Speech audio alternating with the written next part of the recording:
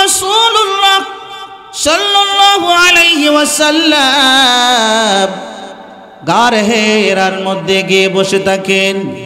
নবীজি ইব্রাহিম আলাইহিস সালামের ধর্মের উপরে ওই শরীয়তের উপরে ছিলেন। প্রসিদ্ধ বর্ণনার মতে নবীজি গারে হেরায় গিয়ে আল্লাহ পাকের জিকির করেন, নামাজ করেন, সাজদা পড়েন। আল্লাহ রাব্বুল আলামিনের নবীজির স্ত্রী আম্মা জান খাদিজাতুল কুবরা রাদিয়াল্লাহু আনহা স্বামী গুহা থেকে নামেন না, ওই গারে হেরার গুড়ার মধ্যে গিয়ে দাঁড়িয়ে থাকেন। যখনই স্বামী নামবেন স্বামীর মুখে খাবারটা উঠাই দিবেন, স্বামীর খেদমত করবেন, সেবা করবেন, যত্ন করবেন। আম্মা জান খাদিজাতুল কুবরা রাদিয়াল্লাহু আনহা নবীজি পাহাড় থেকে নামার সাথে সাথে খেদমতের মধ্যে নিয়োজিত হয়ে যান।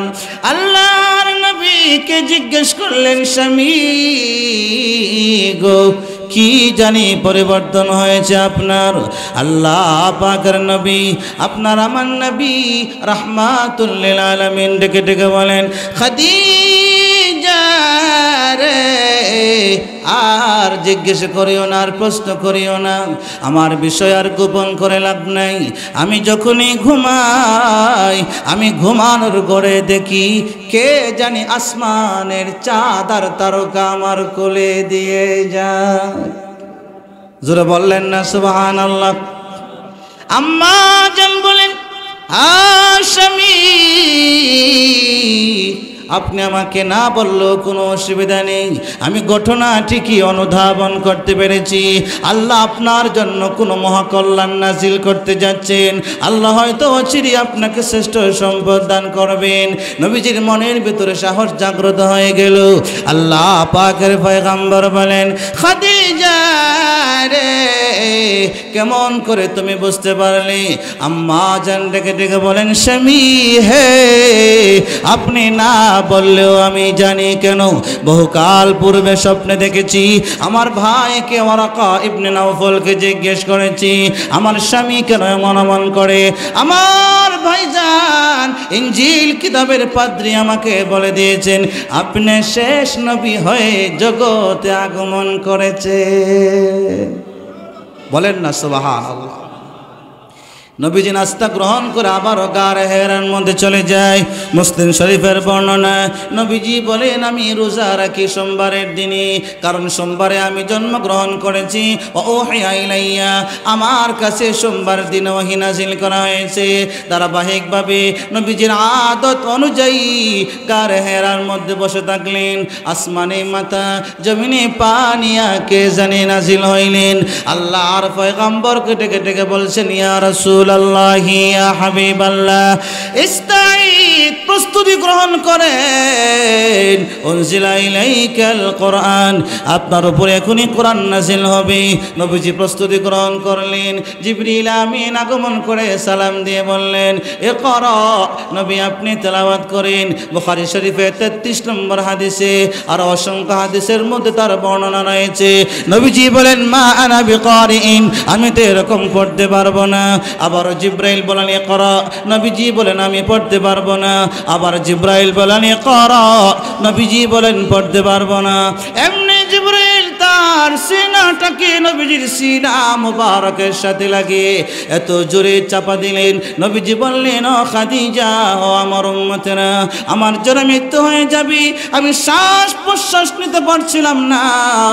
এরকম হালতে আমার উপর কোরআন নাযিল হয়েছে। আল্লাহ রাব্বুল আলামিন জিবরাইলের সিনা নবীজির সিনা লাগাইয়া, জিবরাইলের সিনাকে আল্লাহ কুদরতি ব্লুটুথ আর শারিট বানাইয়া লৌহে মাহফুজের হুবহু কোরআন কানা নবীজির সিনায় ট্রান্সফার করে দিলেন। যিনি তিনি কে? আর একটু জোরে বলেন আল্লাহু আকবার, আর একটু জোরে বলেন আল্লাহু আকবার। মুমিন মুসলমান, এই আয়াতগুলি নাযিল হলো বরকতের জন্য। আয়াতগুলি একবার তেলাওয়াত করি। বিসমিল্লাহির রহমানির রহিম, সবাই আমার সাথে পড়েন পড়েন। ইকরা বিসমি রাব্বিকাল্লাযী খালাক, খালাকাল ইনসানা মিন আলাক, ইকরা ওয়া রাব্বুকাল আকরামুল্লাযী আল্লামা বিল কলমি আল্লামাল ইনসানা মা লাম ইয়ালাম। বলেন না একবার মারহাবা। আপনার আমার নবী যা আয়াতগুলি পাইলেন, এবার নবীজি বারবার তেলাওয়াত করেন। আম্মা জান খাদিজাতুল কুবরার কাছে দৌড় মাইয়া গিয়ে বললেন, জাম্মিলুনি ইয়া খাদিজা, আমার জ্বর হয়েছে, কোরআন তো পেয়ে গেলাম, কি জানি হয়েছে।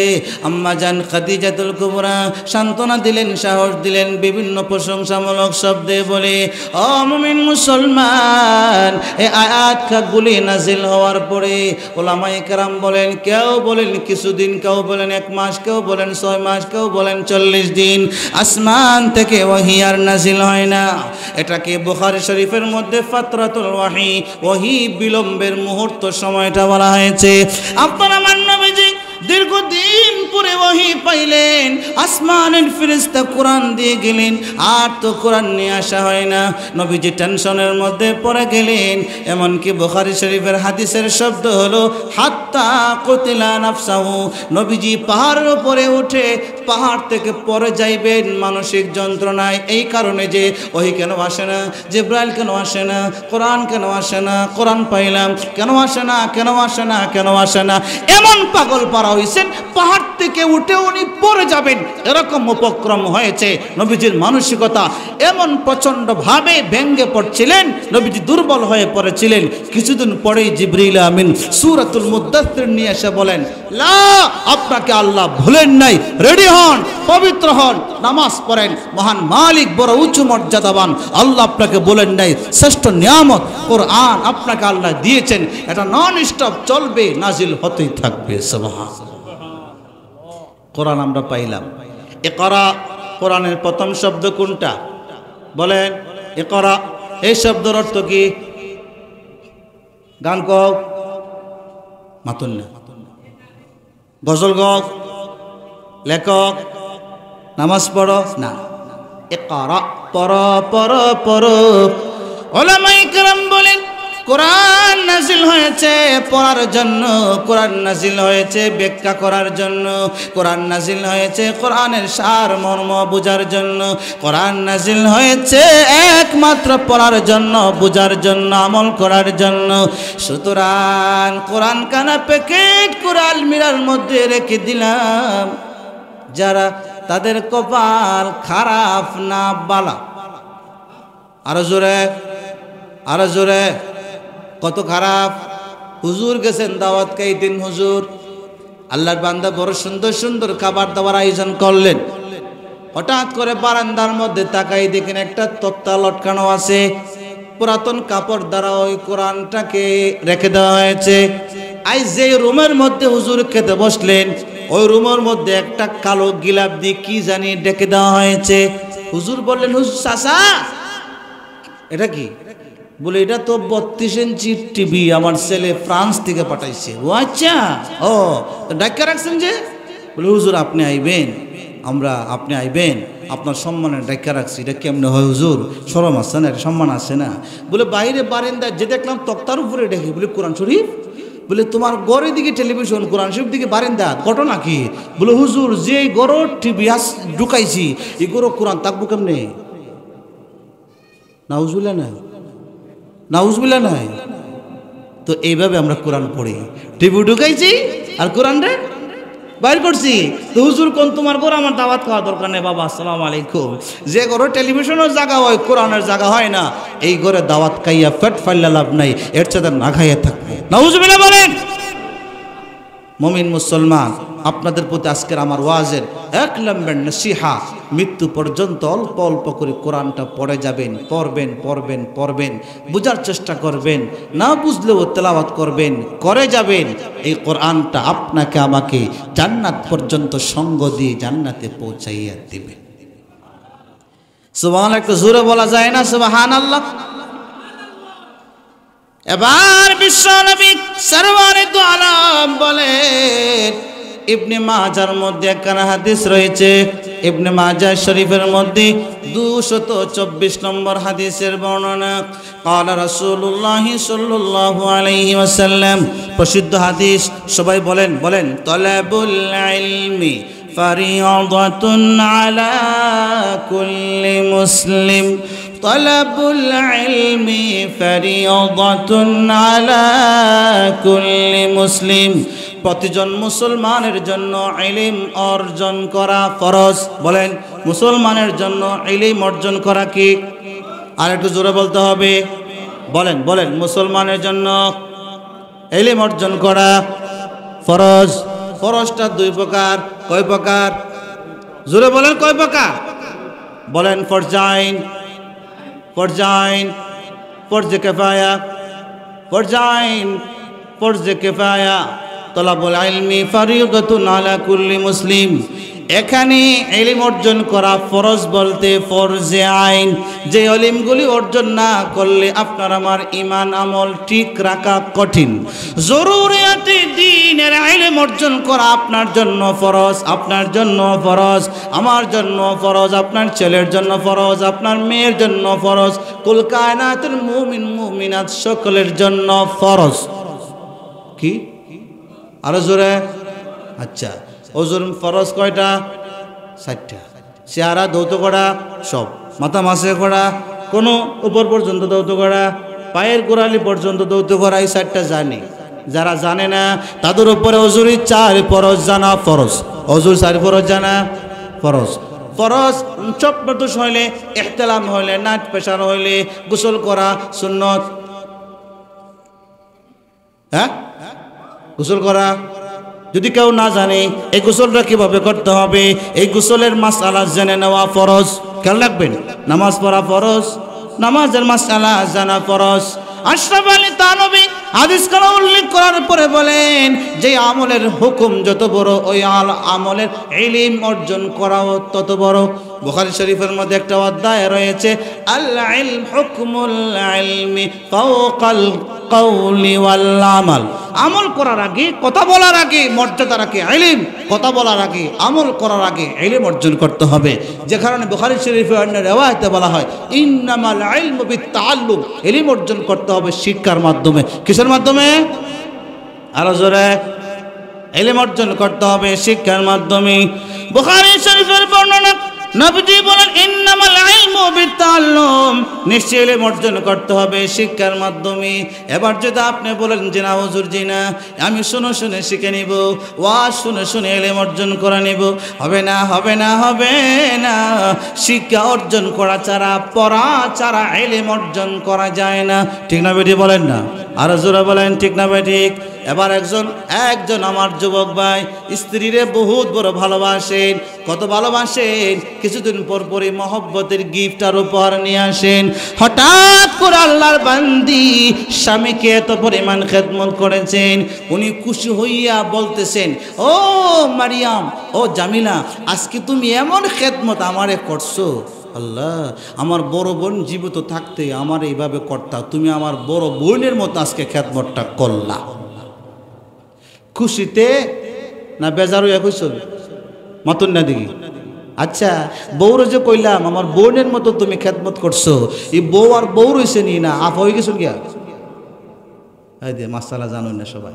এই জানতে হবে আরে বউরে আপা টাকা যাবনি আম্মাকেও যাবনি চাচা চাচি খালু খালি খালাম্মাকেও যাবনি কইলে কি তৈবা এই বউ আর বউ থাকবে না আম্মা আম্মা হয়ে যাবা আপা আপা হয়ে যাবা খবরদার কি করতে হবে গোলাম আজাদ করতে হবে 2 মাস রোজা রাখতে হবে না হয় 60 জন মিসকিনকে দুবেলা খাওয়াতে হবে এই কাফারা দেওয়া হয় এটাকে জিহারের মাসআলা বলে সুতরাং স্ত্রীর সাথে কোন শব্দ বলা যাবে কোন শব্দ বলা যাবে না এই এক বেটা কইতাছে এই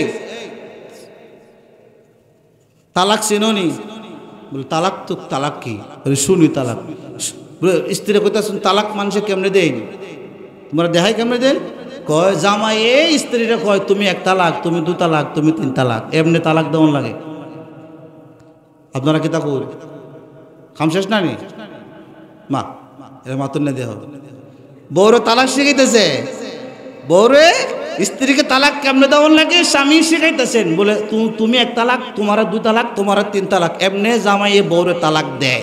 বেড়াই শিখাইতে শিখাইতে বউ শেষ। নাউজুবিল্লাহ বলে। সুতরাং তালাকের ইলম অর্জন করা আপনার আমার জন্য জরুরি কিনা জরুরি না?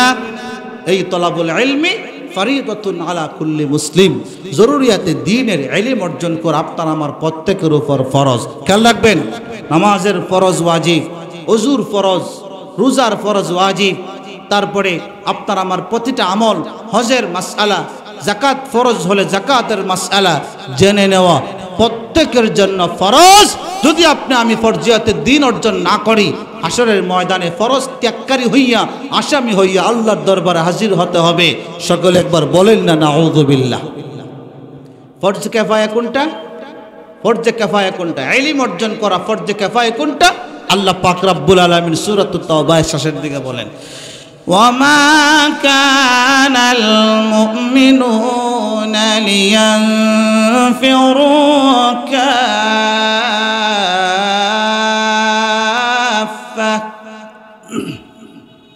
মুমিনদের জন্য, সকলের জন্য এটা উচিত নয় সবাই ঘর থেকে বের হয়ে পড়বে, সবাই ঘর থেকে ইলম অর্জনের জন্য, আল্লাহর পথে কাজ করার জন্য, দাওয়াতের জন্য সবাই একসাথে ঘর থেকে বের হয়ে যাবে, এটা মুমিনদের জন্য উচিত নয়। কি করতে হবে? আল্লাহ বলছেন, فلولا نفر من كل فرقة منهم طائفة ليتفقهوا في الدين।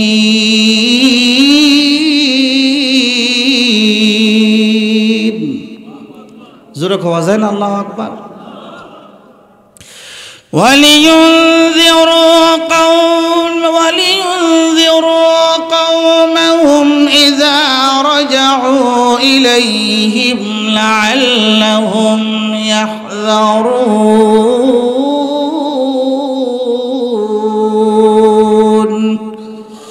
আল্লাহ রাব্বুল আলামিন বলেন, ফালাউলা নাফারা মিন কুল্লি ফিরকাতিন মিনহুম তাইফা, প্রতিটা কওম থেকে, প্রতিটা গ্রাম থেকে, প্রতিটা এলাকা থেকে কিছু সংখ্যক ক্ষুদ্র একটা অংশ কেন বের হয়ে পড়ে না?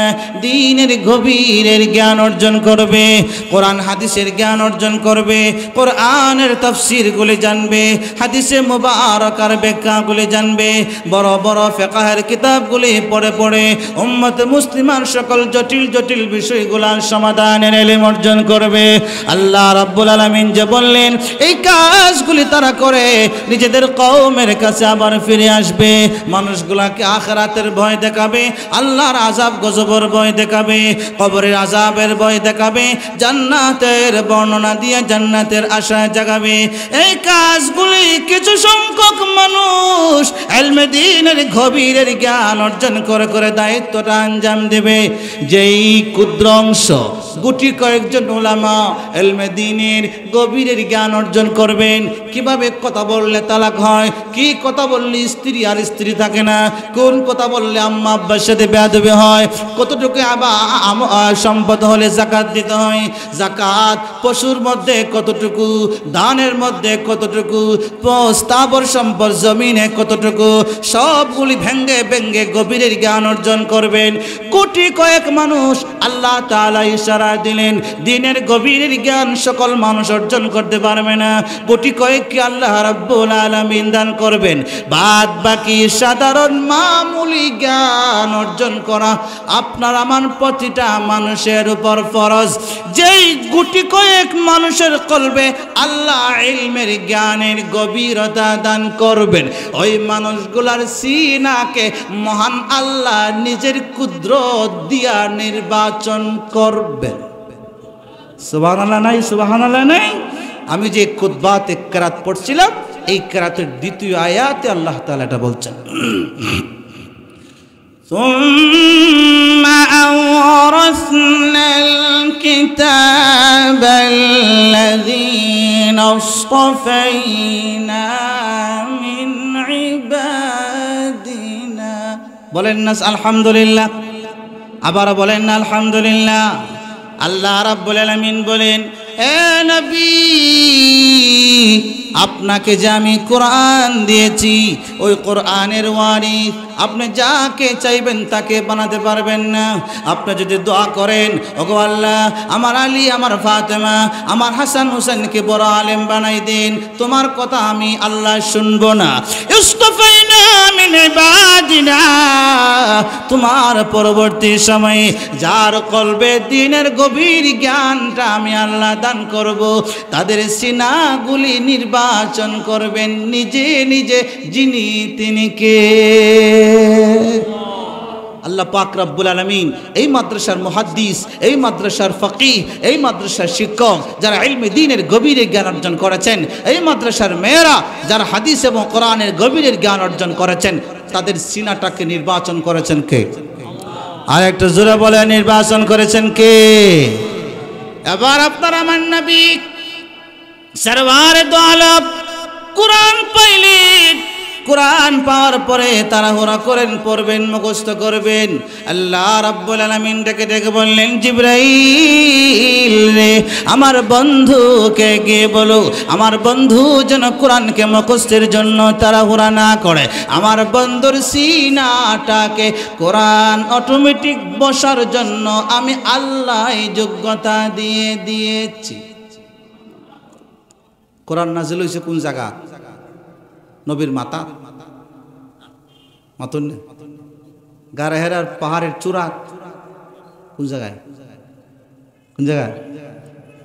কোন জায়গায় বলেন? কোন জায়গায়? আল্লাহ তাআলা বলছেন وَإِنَّهُ لَتَنزِيلُ رَبِّ الْعَالَمِينَ نَزَلَ بِهِ الرُّوحُ الْأَمِينُ عَلَى قَلْبِكَ لِتَكُونَ مِنَ الْمُنذِرِينَ।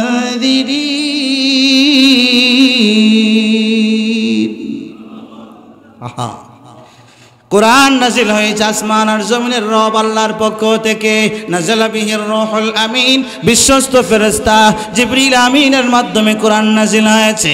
আল্লাহ রাব্বুল আলামিন বলেন হে নবী হে আলা কলবিকা আলা কলবিকা, আপনার সিনার মধ্যে আমি আল্লাহ কোরআন নাজিল করেছি আপনি যেন কোরআন দিয়ে মানুষদেরকে ভয় প্রদর্শন করতে পারেন। আপনার আমার পয়গম্বর কোরআন নেওয়ার জন্য বেহুশ হয়ে গেলেন, বেকরার হয়ে গেলেন। জিবরিল আমিন বললেন ইয়া রাসূলুল্লাহ ইস্তাকিম, আপনি অটল হয়ে দাঁড়িয়ে থাকেন, টেনশন করবেন না। আল্লাহ রাব্বুল আলামিন আপনার সিনাটাকে কোরআনের জন্য এমনি এমনি মজবুত করে দিয়েছেন। এবার পয়গম্বর আরবি বলেন আমি বুঝলাম আমার সিনাটা আল্লাহ নির্বাচন করেছেন, বুঝলাম আমার উম্মত যারা কোরআন গ্রহণ করবে তাদের সিনায় কে কোরআন নিবনি। সুবহানাল্লাহ সুবহানাল্লাহ। কোরআন পাতলা না ভারী? কই কই ভারী কই? পাতলা কই ভারী কই? কাগজে কোরআন লেখা কোরআন পড়ি বুকে নেই, ছোট ছোট বাচ্চারা কোরআনটা মুখস্থ কইয়া সারা দুনিয়া ঘুরে। সুবহানাল্লাহ বলেন না কেন? কোরআন ভারী না পাতলা? কত ভারী? আল্লাহ বলছেন নাসানুলকি আলাইকা কাওলান সাকিলা। কোরআন সানুলকি আলাইকা কাওলান সাকিলা, নবী আপনার সিনায় আমি ভারী ভারী কথা সম্বলিত কোরআন দিয়েছি। কোরআন পাতলা না ভারী? কত ভারী? কত ভারী? ইন্না আরাদনাল আমানাতা আলাস সামাওয়াতি ওয়াল আরদি ওয়াল জিবাল ফাআবাইনা আন ইয়াহমিলনাহা ওয়া আশফাকনা মিনহা ওয়া হামালাহাল ইনসান ইন্নাহু কানা যালুমান জাহুলা। আল্লাহ রাব্বুল আলামিন বলেন আসমানকে বলেছে ও আসমান কোরআন গ্রহণ করো, জমিনকে বলেছে কোরআন নাও, জমিন অস্বীকার করেছে, অস্বস্তি প্রকাশ করেছে। পাহাড়কে বলেছে পাহাড় তুমি কোরআন গ্রহণ করো, পাহাড়ও অস্বস্তি প্রকাশ করেছে। মানুষ এটা গ্রহণ করে নিয়েছে। মানুষ বড় নির্বোধ, বড় বোকা, এত দুর্বল হইয়া কোরআনকে গ্রহণ করার জন্য অনুমতি দিয়ে দিয়েছে। এবার আল্লাহ রাব্বুল আলামিন বলেন কোরআন হে নবী কত ভারী, এত ভারী কোরআন কার আপনার উম্মতের কাছে কেমন করে আমি দিলাম। আল্লাহ বলছেন লাউ আনজালনা হাযাল কুরআন আলা জাবালিন লারাআইতাহু খাশিআন মুতাসাদ্দিআন মিন খাশিয়াতিল্লাহ।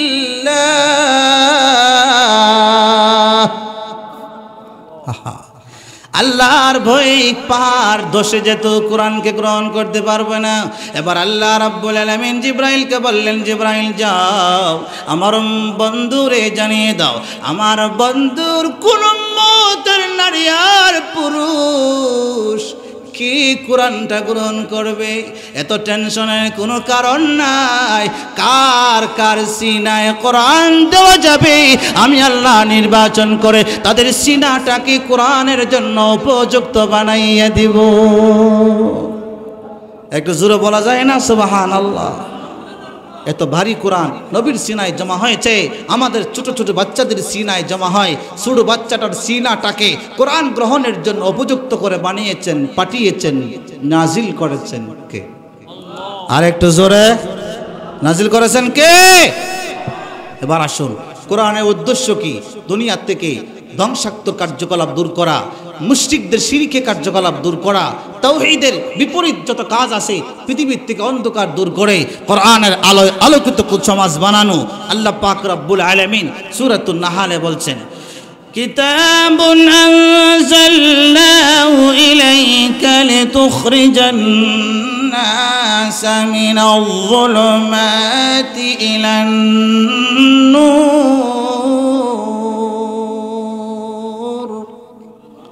মানুষদেরকে অন্ধকার থেকে আলোর পথে নিবে কোরআন। এই কোরআন নাজিল করেছেন কে? এবার আল্লাহ রাব্বুল আলামিন বলেন, হে বন্ধু আপনি স্পষ্ট করে কোরআন পড়েন, স্পষ্ট করে আপনার উম্মতের কাছে কোরআনের তেলাওয়াত বর্ণনা করেন, ব্যাখ্যা বিশ্লেষণগুলি বর্ণনা করেন।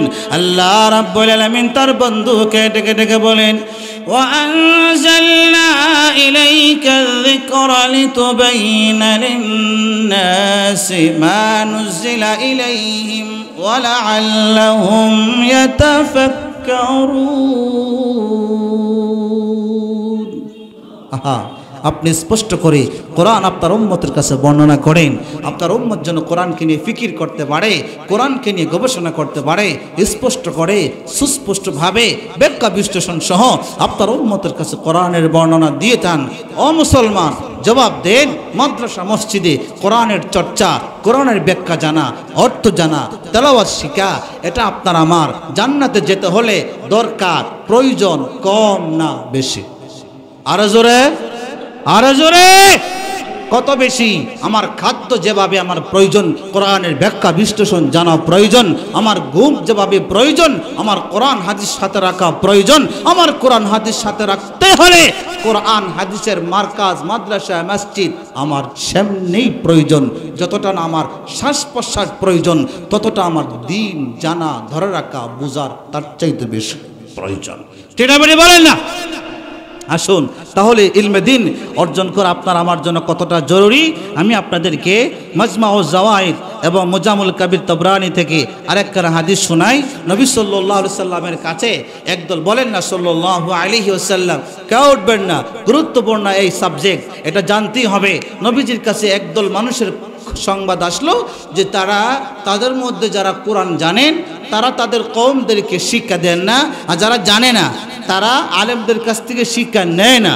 এই দুই পার্টি সম্পর্কে নবীজির কাছে সংবাদ আসার পরে নবীজি তিরস্কার করে বললেন, মা বালু আকওয়ামিন লা ইউফাকিহুনা জিরানাহুম ওয়া ইয়াইজুনাহুম ওয়া লা ইয়াইজুনাহুম ওয়া লা ইয়া'মুরুনাহুম ওয়া লা ইয়ানহাউনাহুম। ওই কওমের কি হলো? ওই কওমের আলেমরা তাদের গোত্রের সাধারণ মানুষগুলাকে কেন ইলমে দ্বীনের এই জ্ঞান দেয় না, কেন কোরআন শিক্ষা দেয় না, কেন সুন্নাহ শিক্ষা দেয় না? নবীজি আশ্চর্য বোধ করতেছেন। এবার নবীজি বলেন, ওমা বালু আকওয়ামিন লা ইয়াতাআল্লামুনা মিন জিরানিহিম ওয়া লা ইয়াতাফাক্কাহুনা ওয়া লা ইয়াত্তাইজুনা ওয়া লা ওয়াল্লাহি লা ইউআল্লিমুনা কওমুন জিরানাহুম ওয়া ইউফাক্কিহুনাহুম ওয়া ইয়াইজুনাহুম ওয়া ইয়া'মুরুনাহুম ওয়া ইয়ানহাউনাহুম আওলা আজিলান নাউজিলান্নাহুমুল উকুবা। নাউজুবিল্লাহ বলেন, নাউজুবিল্লাহ বলেন। নবীজি বলেন, ও কওমের কি হলো, তারা আলেমরা কেন সাধারণদেরকে জ্ঞান শিক্ষা দেয় না? সাধারণ মানুষের কি হলো, তারা কেন আলেমদের কাছ থেকে শিক্ষা নেয় না? আলেমরা যদি শিক্ষা দেয় না, সাধারণরা যদি ইলম শিক্ষা নেয় না, লাউজিলান্নাহুমুল উকুবা, আমি নবীজি প্রত্যেকটাকে ধরে ধরে ডান্ডা লাগাবো। নাউজুবিল্লাহ বলেন, আরো জোরে বলেন নাউজুবিল্লাহ। ওই কওমকে তিরস্কার করলেন, এই কওম কেন কোরআন হাদিসের জ্ঞান অর্জন করে না? আলেমরা কেন শিক্ষা দেয় না? সাধারণরা কেন শিক্ষা নেয় না? তাদের জন্য নবীজি অভিশাপ দিলেন, শাস্তির ব্যবস্থা করলেন, ভয় দেখালেন। জবাব দেন, আমরা আলেমরা আপনাদেরকে শিখানো, আপনারা আলেমদের কাছ থেকে শিখানোর প্রয়োজন ছোট্ট না বড়? আওয়াজ দেন, বড়, জরুরত, প্রয়োজন কম না বেশি? সুতরাং যদি শিখতে হয়, জানতে হয়, মারকাজ প্রয়োজন, মসজিদ প্রয়োজন, মক্তব প্রয়োজন, মাদ্রাসা প্রয়োজন। যেই কারণে আলেম উলামারা খেয়ে না করে, খেয়ে না খেয়ে, বুঝে না বুঝে, ঘুমিয়ে না ঘুমিয়ে আপনাদেরকে ইলমে দ্বীনের দায়িত্বটুকু আঞ্জাম দেওয়ার জন্য জীবনের যৌবন শক্তি সব ব্যয় করেছেন। জীবনের সমস্ত গুরুত্বপূর্ণ মুহূর্তগুলি সামান্য পয়সার বিনিময়ে ব্যয় করে করে আপনাদের খেদমতে পড়া রয়েছেন। কেন? রাসূলুল্লাহ সাল্লাল্লাহু আলাইহি ওয়াসাল্লাম বলে গেছেন, তোমরা যারা ফিতনার জামানায় সব বিসর্জন দিয়া ইলমে দ্বীনটাকে ধরে রাখা মানুষগুলোকে জান্নাতের পথে নিয়ে যাওয়ার জন্য চেষ্টা করবে, সুফা মাদ্রাসা লিল্লাহ বোর্ডিং এ যেই গরিব গরিব সাহাবীরা না খেয়ে না ঘুমিয়ে ইলমে দ্বীনের খেদমত করেছেন, জান্নাতের গুড়ায় তোমাদের সাক্ষাৎ তাদের সাথে হবে। সুবহানাল্লাহ, জোরে নাই সুবহানাল্লাহ। আজান কয়টা? আজান কয়টা হুজুর? 7টায় আজান। আমার হাতে 22 মিনিট সময় আছে। এই 22 মিনিট সময়ের প্রতিটা সেকেন্ডে যা বলবো গুরুত্বপূর্ণ, এজন্য আগের চাইতে আর একটু বেশি মনোযোগ দিতে চাই। এবার আপনারা আসুন, ইলমে দ্বীন আল্লাহ পাক রব্বুল আলামিন দিয়েছেন, চর্চা হচ্ছে। এই মাদ্রাসার মেয়েরা পড়ে। কোরআন হাদিসের মধ্যে এই কোরআনুল কারীমে সূরাতুল আহজাবে বেশ কিছু আয়াত আছে। আল্লাহ পাক রব্বুল আলামিন নারীদের মর্যাদা, নারীদের কিছু হুকুম নাজিল করেছেন, পর্দার বিধান নাজিল করেছেন। নবীজির কাছে নারীরা, সাহাবায়ে কেরামের নারীরা গিয়ে বলছেন, ইয়া রাসূলুল্লাহ সাল্লাল্লাহু আলাইহি ওয়াসাল্লাম, আপনার পুরুষেরা জিহাদের ময়দানে যায়, আপনার পুরুষেরা জুমার নামাজে যায়। আমি বললাম যে এখন থেকে সময় গুরুত্বপূর্ণ, হেরা দিতেছেন দূর। এর মানে হুজুর কইবেন গুরুত্বপূর্ণ আর আমরা কাছে গুরুত্ব নাই। আজান হবে, নামাজ পড়ে যাইবেন, এখন কি তার লেগে উঠতে দূর মারলেন? যারা সামাজিকভাবে একটা মাহফিলে এসে পরিবেশ নষ্ট করে, এটা ভালো কাজ না। আজান পড়বে, নামাজ পড়ে বাড়ির যাবেন, বাজারে যাবেন, দোকানে যাবেন। আর কই যাবেন? বাড়ির যাবেন না দোকানে যাবেন, বাজারে যাইবেন। এই 3 জায়গা যাইবার আর সারা তো জায়গা নাই। হাওড়ও কি এখন যাওয়া যাইব? আকালো কি এত রাত্রে? মনোযোগ দেন। এই মাদ্রাসার ছাত্রীরা কোরআন শিখে কিনা শিখে না? এই হাদিস কানা আমি খুতবাতে বলছিলাম, মুজাম্মুল কবির তাবরানীতে 7347 নম্বর হাদিস, মাজমা ও জাওয়ায়েদের মধ্যে 555 নম্বর হাদিস। আন সাফওয়ান ইবনে আসাল রাদিয়াল্লাহু তাআলা আনহু, নবীর সাহাবী সাফওয়ান ইবনে আসাল বলেন, ইন্নী জিতু রাসূলুল্লাহ সাল্লাল্লাহু আলাইহি ওয়াসাল্লাম, আমি নবীজির কাছে হাজির হইলাম, নবীজির কাছে হাজির হইলাম। ওয়া হুয়া মুত্তাকিইন আলা বারদিন, শীতের দিনে নবীজি হেলান দিয়ে ওই মসজিদে নববীর খুঁটিতে হেলান দিয়ে বসে রইলেন।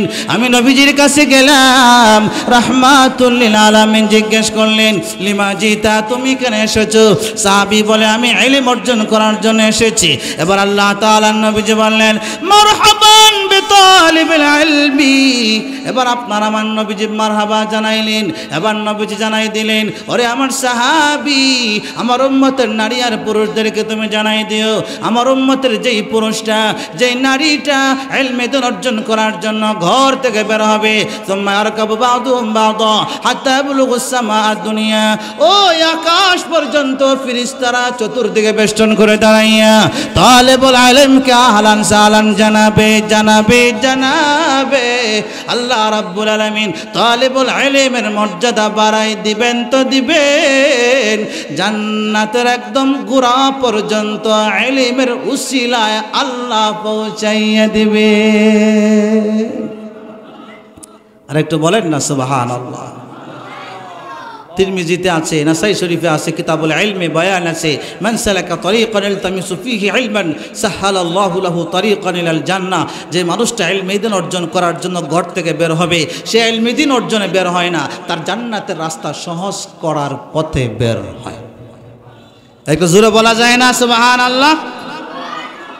এবার ছোট্ট করে একটা শানে নজুল বলবো, একটা আয়াত বলবো, তারপরে একটা হাদিস বলবো, বয়ান শেষ।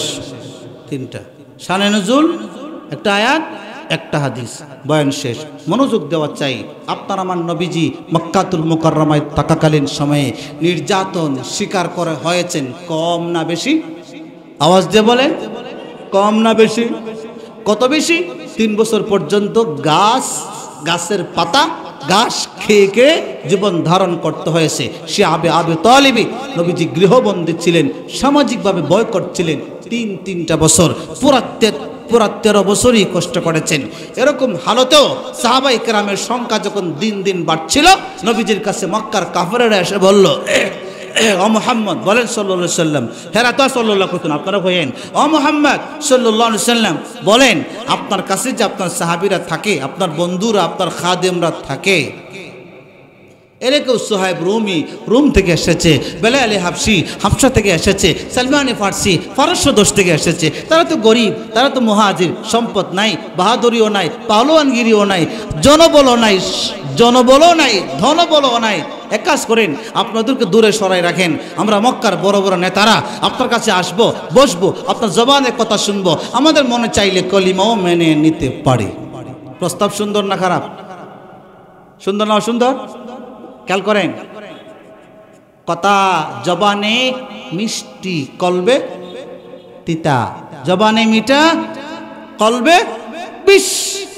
এই জন্য নবীজি কিছু বললেন না, সাহাবায়ে কেরামকে বললেন, এই শুনুনি, হেরা প্রস্তাব দিয়েছে, তোমাদেরকে দূরে সরাই রাখতাম, হেরাই আমার কাছে বইবো, কোরআন শুনবো, আমি তারা শোনাইমো। সাহাবায়ে কেরাম মুস্কি মুস্কি হাসেন, ইয়া রাসূলুল্লাহ, ঠিক আছে, আপনি যা বলবেন তা আমরা মেনে নিব। নবীজি বললেন, তোমরা কি মনে করছো তোমরা আমি বলবো দূরে যাও গিয়া, এটা মনে করছো? এই নবী তো আমি না। মক্কায় এ ধরনের প্রস্তাব বহুবার এসেছে, নবীজি ডান কানে নিয়েছেন, বাম কান দিয়ে প্রস্তাবনা বের করে দিয়েছেন।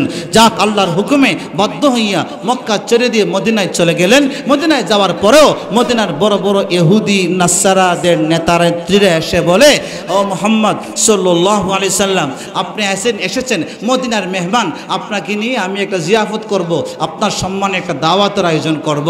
নবীজি হযরত আনাস ইবনে মালিক, হযরত বেলাল হাবশি, কালো সাহাবীকে রাদিয়াল্লাহু আনহুমা দুজনকে সাথে নিয়ে ওই কাফেরদের দাওয়াতে হাজির হইলেন। হাজির হওয়ার পরে দেখলেন তারা শুধু কানাঘুষা করে, নবীজির দিকে কেউ তাকায় না, শুধু এই দুইজনের দিকে তাকায়। শেষ পর্যন্ত দাওয়াতের আয়োজক যিনি, মেজবান যিনি, উনি এসে নবীজির কানে কানে বললেন, ও মুহাম্মদ, আপনাকে দাওয়াত দিলাম, আপনি আমাদের সম্মানিত অতিথি, কিন্তু আপনার সাথে যে দুজন লোক নিয়ে আসছেন, তাদের পোশাক নোংরা, চেহারার মধ্যে আভিজাত্যের ছোঁয়া নেই, তারা বড় লোকের ভাব নয়, পোশাক আশাকে ভদ্র বোঝা যায় না, এরকম দুজন লোক নিয়ে আসলেন, এর কারণে আমাদেরও সম্মানহানি হচ্ছে, আপনারও তো সম্মান কমলো, আপনি এই দুজনকে কেন সাথে নিয়ে আসলেন? আপনি একা আসতে পারলেন না?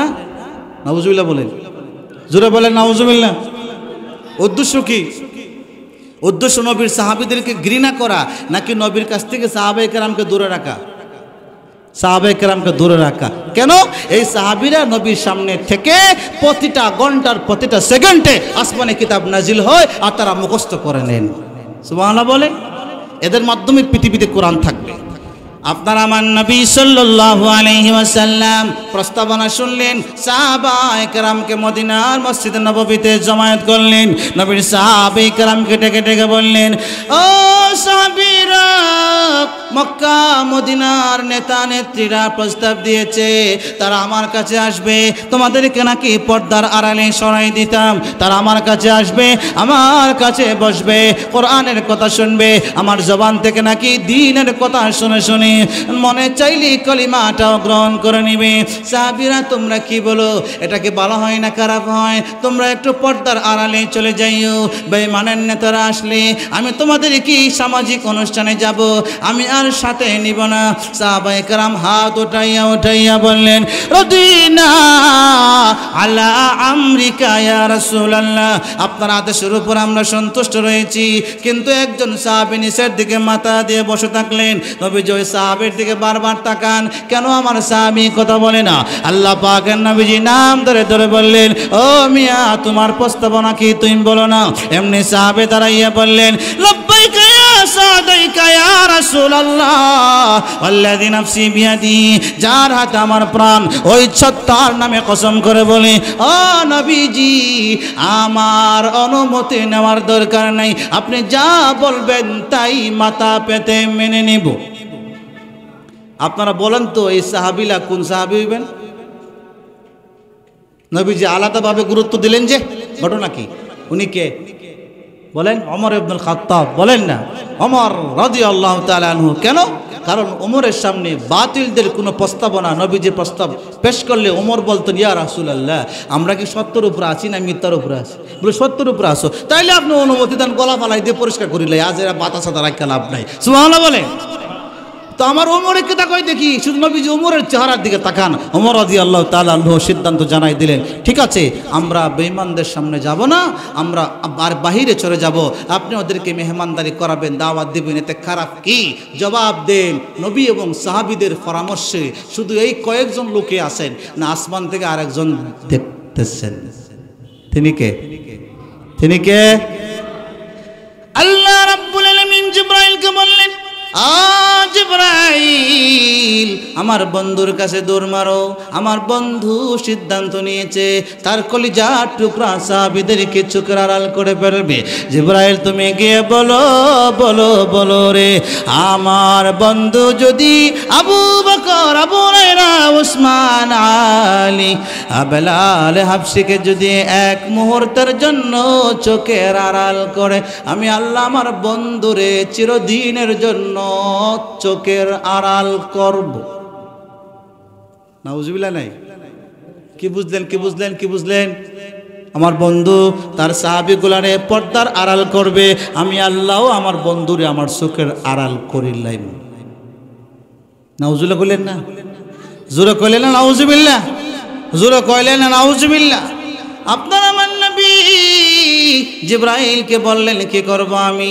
এমনি জিবরাইল আমিন সূরাতুল আনআম হাফিজে কোরআন শরীফের 13 নম্বর পৃষ্ঠার প্রথম আয়াত কানা নিয়ে আয়েশা নবীজির কানে কানে জানাই গেলেন, ইয়া হাবিবাল্লাহ, ইয়া রাসূলুল্লাহ, খবরদার এই কাজ আপনি কখনোই করিয়েন না। আপনার সাহাবীগুলাকে আল্লাহ অত্যাধিক বেশি ভালোবাসে। এই সাহাবীগুলা কারা? যাদের পোশাকে ভদ্রতা নাই, চেহারার মধ্যে আভিজাত্যের ছোঁয়া নাই, নোংরা, চুলমুল কুকরানো, দাড়িটা আমার মতো সুন্দর করে এভাবে তেল তুল দেওয়া নাই, এরকম নোংরা মানুষগুলা থাকেন। এই নোংরা মানুষগুলা কাপড় চোপড়ে একটু গরিব হতে পারেন, কিন্তু কলবের দিক দিয়ে জান্নাতি। জান্নাতি, সুবহানাল্লাহ বলেন, জান্নাতি। এই লোকগুলাকে তারা ঘৃণা করেছে। আর নবীও মানুষই, নবী তো মানুষ ছিলেন, নবীজিও মনে করলেন ঠিক আছে একটু আড়ালে চলে যাইও, বেঈমানদেরকে একটা মানুষকেও যদি মুসলমান বানাইতে পারি তাহলে ক্ষতি কিসের? জিবরিল আমিন আয়াত নিয়ে আসলেন, ওয়ালা তাতরুদিল্লাযীনা ইয়াদউনা রাব্বাহুম বিল গাদাতি ওয়াল আশি ইউরিদুনা ওয়াজহা মা আলাইকা মিন হিসাবিহিম মিন শাইইন ওয়া মা মিন হিসাবিকা আলাইহিম মিন শাইইন। বলেন আল্লাহু আকবার। আল্লাহ রাব্বুল আলামিন জিবরাইলকে বললেন, জিবরাইল যাও আমার বন্ধুরে বলো, লা তাতরুদিল্লাযীনা ইয়াদউনা রাব্বাহুম, ওই সমস্ত লোকগুলারে যেন আমার নবীজি যেন আড়ালে না রাখে, যারা সকালে বিকালে আমি আল্লাহর গোলামি করে নবীজির দরবারে না কে না পড়ে না ঘুমিয়ে পড়ে থাকে, এই লোকগুলোকে যেন শোনাইয়া দেয় না। মা আলাইকা মিন হিসাবিহিম মিন শাই, এই বেঈমানেরা আপনার সাহাবীদের কারণে আপনার কাছে না এসে কলিমা গ্রহণ না করলে নবী আপনি কোনো জবাবদিহি করতে হবে না। আপনিও যদি ওদেরকে কালিমার দাওয়াত না পৌঁছাইতে পারেন, আপনাকেও আমি কোনো জবাবদিহি তারাও তাই নিয়ে আসবো না। নবী হে ফাতাতরুদাহুম, তারপরও যদি আপনার সাহাবীগুলারে আপনি চোখের আড়াল করেন, ফাতাকুনা মিনাজ জালিমিন, আপনি একজন জালিমিন, জালিম, নাউজুবিল্লাহ বলেন। নবী জালিম, নবী জালিম না রহমত, নবী জালিম না রহমত। সাহাবীদেরকে দূরে সরাইলে আপনি জালেম। মনোযোগ দিবেন। এই শান নজুল বললাম, হাদিসের অর্থ বললাম, আয়াতের অর্থ বললাম। এবার আপনার আমার নবী সাহাবায়ে কেরামকে ডাক দিয়ে বলেন, হা আবু বকর, হা উসমান ও আলী, আরে আবু হুরায়রা ও আনাস, আর পর্দার আড়ালে যাইও না রে, যাইও না। আসো আসো আসো আসো, জান্নাত পর্যন্ত আমি তোমাদেরকে আমার সিনায় রাখবো। আমি জানতাম না আল্লাহ তোমাদেরকে এতটা ভালোবাসে। সাহাবায়ে কেরাম পর্দার আড়ালে যাওয়ার কারণে নবীজির চেহারা আনোয়ার থেকে দূরে থাকবেন। নবীজির মন চাচ্ছিল না গো আমার ফেঞ্চুগঞ্জের মুসলমান। সাহাবায়ে কেরাম কান্না কান্না চেহারা, চোখের পানিগুলি হাত দ্বারা কাপড় দ্বারা মুছে মুছে পর্দার আড়ালে গিয়েছিলেন। যখন এই নবীজি বললেন তাড়াতাড়ি আওয়ার সামনে আও, আল্লাহ পাকের নবীজি সাহাবীদের চেহারার দিকে তাকাইয়া দেখেন সাহাবীরা এত পরিমাণ খুশি হয়েছেন, যত পরিমাণ খুশি এর পূর্বে কোনোদিনও হন নাই। সুবহানাল্লাহ। সুফা মাদ্রাসার লিল্লা বোর্ডিংয়ের গরিব গরিব সাহাবীদেরকে ভালোবাসতেন আসমানের ফেরেশতারাও, দুনিয়ার মাখলুকরাও। আল্লাহ রাব্বুল আলামিন স্বয়ং নবীজির গরিব মাদ্রাসার ছাত্রদেরকে ভালোবাসতেন। এবার আসুন, আমাদের কওমি মাদ্রাসায় গরিবের বাচ্চা বেশি না কম? বেশি না কম? এর মানে সুফা মাদ্রাসায় গরিব সাহাবীদের সংখ্যা বেশি ছিল, কওমি মাদ্রাসায় গরিব বাচ্চাদের সংখ্যা বেশি। সুতরাং দুইটা সামঞ্জস্য রাখে, সাদৃশ্য রাখে, সমতা রাখে। সুতরাং আমি ছোট্ট মানুষ আজকের ফেঞ্চুগঞ্জের এই আল আমিন বালিকা মাদ্রাসার মাহফিল থেকে আপনাদের সামনে বলতে চাই, এই মাদ্রাসার গরিবের বাচ্চিরা সুফা মাদ্রাসার সাহাবীদের সাথে কোয়ালিটি সম্পন্ন ছাত্র আর ছাত্রী। ইনশাআল্লাহ বলেন, ইনশাআল্লাহ বলেন। সুতরাং এই সুফা মাদ্রাসার ছাত্র সংখ্যা কত ছিল? তাফসীর মারিফুল কোরআনের মধ্যে 12 জন আহলে সুফা সাহাবীদের নাম আছে। বুখারী শরীফের রিওয়ায়াত 70 ফরদা 70 নাফারা, 70 জন পর্যন্ত সুফা মাদ্রাসা লিল্লা বোর্ডিংয়ের ছাত্রদের সংখ্যা ছিল। সুতরাং সেকালেও সাহাবায়ে কেরাম নিজেদের জানমাল কোরবান করে সুফা মাদ্রাসা লিল্লাকে বোর্ডিংকে চালু রেখে ইলমে দ্বীনের প্রচার প্রসারের কাজ করেছেন। 2023 সালে এসেও আমাদের সম্পদ, আমাদের জানমাল, আমাদের বুদ্ধি, আমাদের অহমিকা যা আছে সব কিছু বিসর্জন দিয়ে হলেও ইলমে দ্বীনের মার্কাজকে আমরা জিন্দা রাখবই। তৌফিক দান করবেন কে? আল্লাহ। শেষ হাদিস বলছিলাম, বলবো হাদিসটা বলে আমার বয়ান শেষ করছি। আমার আছে আরো 7 মিনিট সময়। এই হাদিসটা কি? আল্লাহ পাকের নবী সাল্লাল্লাহু আলাইহি সাল্লাম সহিহুল জামি' নামে হাদিসের কিতাব আছে, জি সহিহুল জামি' 5135 নম্বর হাদিসে নবী সাল্লাল্লাহু আলাইহি সাল্লাম বলেন, আস-সাদাকাতু তুতফিউল খাতিআতা কামা ইউতফিউল মাউন নার। নবীজি বললেন সাদাকা মানুষের গুনারে এইভাবে মুছে দেয় যেভাবে পানি আগুনকে নাই করে দেয়। সুবহানাল্লাহ নাই? সুবহানাল্লাহ নাই? জোরে বলেন না সুবহানাল্লাহ। এবার আন আবি হুরায়রা রাদিয়াল্লাহু তাআলা আনহু قال قال رسول الله صلى الله عليه وسلم, বুখারী শরীফে 1410 নম্বর হাদিসে রাসূলুল্লাহ সাল্লাল্লাহু আলাইহি ওয়াসাল্লাম বলেন, মান সাদাকা সাদাকাতান বিআদলি তামারাতিন মিন কাসবিন তাইয়িবিন ইউকাব্বিলুল্লাহা বিয়ামিনিহি। আমার যে উম্মত তার পবিত্র মাল থেকে একটা খেজুরের দানা পরিমাণ আমার আল্লাহর রাস্তায় ব্যয় করবে, আল্লাহ ডান হাতে ওই সদকাটা কবুল করবে।